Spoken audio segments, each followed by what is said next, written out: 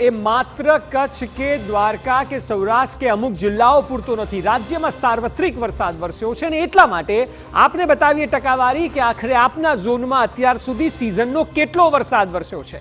જે વોલ પર આપ જુઓ છો ત્યાં જુઓ, સૌથી પહેલા સરેરાશ 111% વરસી ચૂક્યો છે। આપને યાદ હશે જ્યારે સિઝન શરૂ થઈ હતી ત્યારે સુપર પ્રાઇમ ટાઈમમાં જ અમે આપને કહ્યું હતું કે આ વખતે 106% ઉપર વરસાદ જશે, 111%એ પહોંચી ચૂક્યો છે અને હજુ પણ 1 મહિનાથી વધુનો સમય બાકી છે। હવે જો ઝોન વાઇઝ વાત કરીએ તો કચ્છના આંકડા તો જુઓ, કચ્છના આંકડા અકલ્પનીય છે। હજુ જ્યાં 1 મહિનો બાકી છે ત્યાં કચ્છમાં 177% વરસાદ, આ રેકોર્ડ બ્રેકિંગ વરસાદ છે। જે કચ્છની સ્થિતિ છે તે જળ પ્રલય સમાન છે। બીજા નંબરે જુઓ તો સૌરાષ્ટ્રમાં પણ 125% વરસાદ વરસી ચૂક્યો છે। આ સિઝનનો સેકન્ડ હાઈએસ્ટ છે જે સૌરાષ્ટ્ર ઝોનમાં છે, એટલે હાઈએસ્ટ જે છે તે કચ્છ અને ત્યારબાદ સૌરાષ્ટ્રમાં।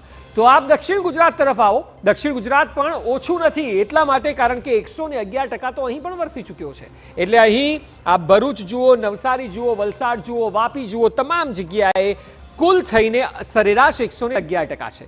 મધ્ય ગુજરાત તરફ આપ આવશો તો તેમાં અમદાવાદ, વડોદરા, એ સિવાય ખેડા, આણંદ, નડિયાદ તમામ જિલ્લાઓનો સમાવેશ થાય છે। ત્યાં સરેરાશ કરવામાં આવે તો 106% છે, એટલે 4 ઝોનમાં તો 100% ઉપર છે। કચ્છ અપવાદ છે 177%, પરંતુ ઉત્તર ગુજરાતમાં જુઓ અહીં વરસાદની ઘટ છે કારણ કે સરખામણીએ જોઈએ તો 88% સૌથી ઓછો વરસાદ છે। જો કે એક વાત ચોક્કસ છે કે જે અમે ડે 1 થી કહી રહ્યા છીએ તે મુજબ સિઝન પતશે ત્યારે આંકડા અમે આપને ફરીવાર બતાવીશું, આ 88%થી પણ 100% ઉપર જતું રહેશે। એટલે આપ જોશો તો કચ્છમાં તો એ શક્યતાઓ છે કે આ 200%ને અડી જાય, ત્યારબાદ 150% આસપાસ સૌરાષ્ટ્રમાં રહેવાની સંભાવના છે અને આપ એની સરેરાશ ગણો કે ક્યાં જશે। આ વખતે રેકોર્ડ બ્રેકિંગ વરસાદ ચોક્કસ વરસી રહ્યો છે।